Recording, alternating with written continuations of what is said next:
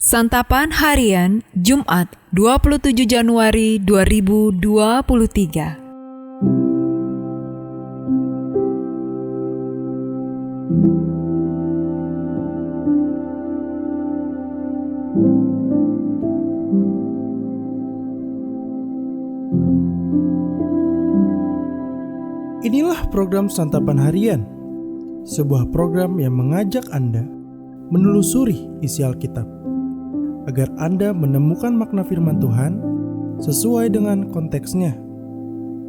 Santapan Harian tertuju bagi Anda yang ingin memiliki kehidupan rohani yang segar, kuat, dan sigap.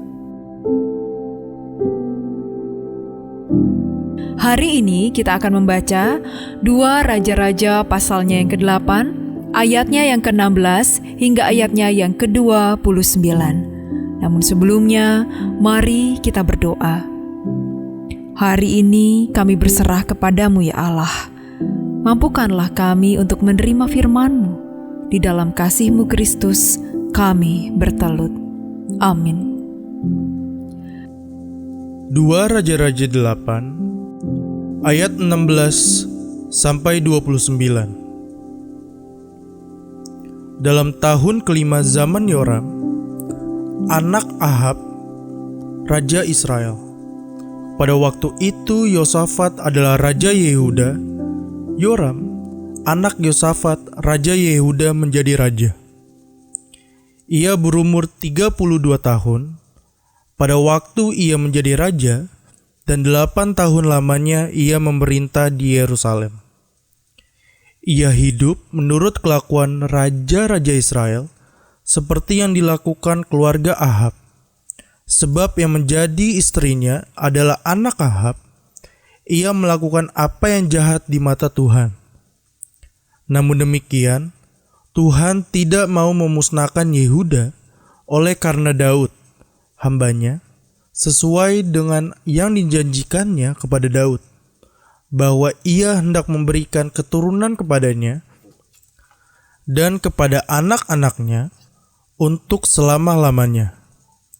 Pada zamannya memberontaklah Edom dan melepaskan diri dari kekuasaan Yehuda, dan mereka mengangkat seorang raja atas mereka sendiri.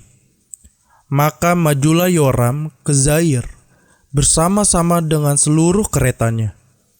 Pada waktu malam bangunlah ia, lalu bersama-sama dengan para panglima pasukan kereta, ia menerobos barisan orang Edom yang mengepung dia, tetapi rakyatnya melarikan diri pulang ke kemahnya. Demikianlah Edom memberontak dan terlepas dari kekuasaan Yehuda sampai sekarang ini. Lalu Libna pun memberontak pada masa itu juga.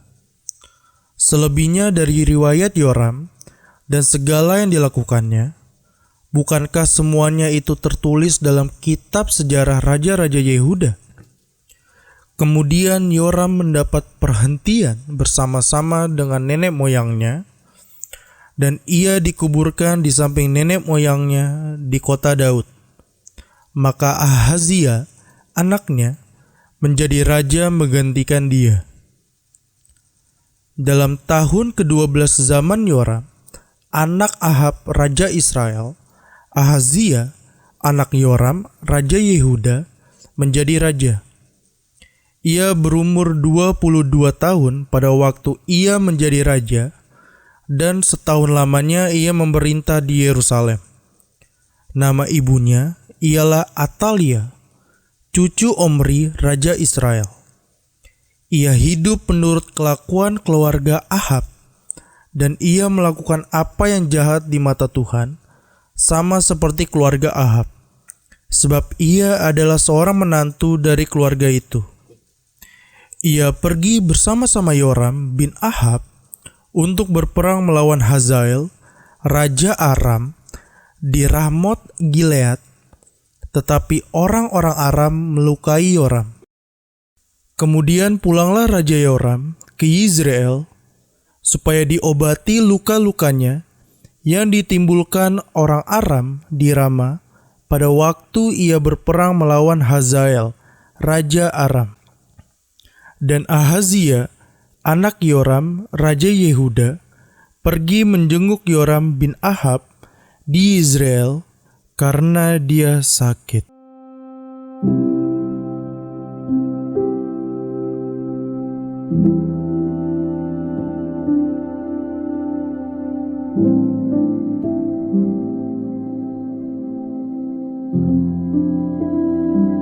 Sahabat santapan harian, Tuhan menetapkan istri sebagai penolong suami.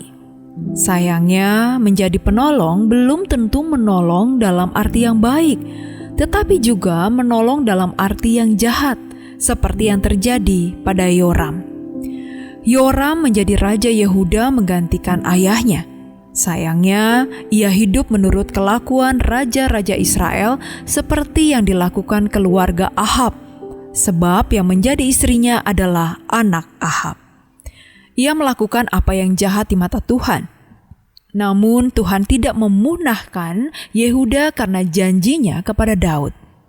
Allah telah memberikan keturunan kepada Yoram atau Ahazia untuk duduk di atas tahta Daud. Akan tetapi bukan berarti Tuhan tidak menghukum. Kita diberitahu bahwa Edom memberontak dan melepaskan diri dari kekuasaan Yehuda, dan Libna juga memberontak. Kitab Tawarik menambahkan bahwa setelah Yoram menjadi kuat, ia membunuh semua saudaranya dan beberapa pembesar Israel. Kejadian seperti ini belum pernah terjadi dalam sejarah Yehuda.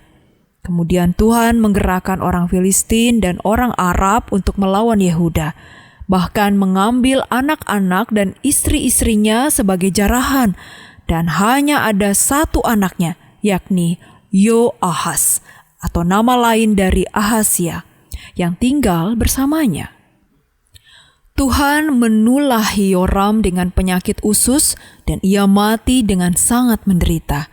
Dengan demikian, jelas bahwa hidup Yoram menjadi hancur karena pengaruh istrinya yang jahat. Istri sebagai penolong berarti menolong suami menjadi baik, tetapi juga dapat menolong suami menjadi jahat.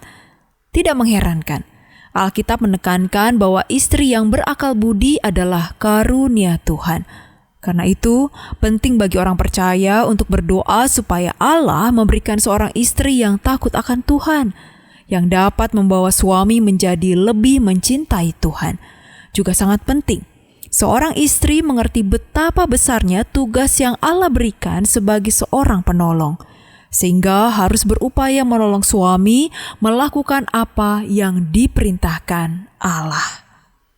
Mari kita berdoa. Ya Allah, terima kasih. Engkau telah menciptakan pria dan wanita serta menyatukannya untuk saling memiliki, menghargai, mengasihi, dan menolong untuk senantiasa berjalan bersamamu. Dalam kasih-Mu Yesus, kami berdoa. Amin.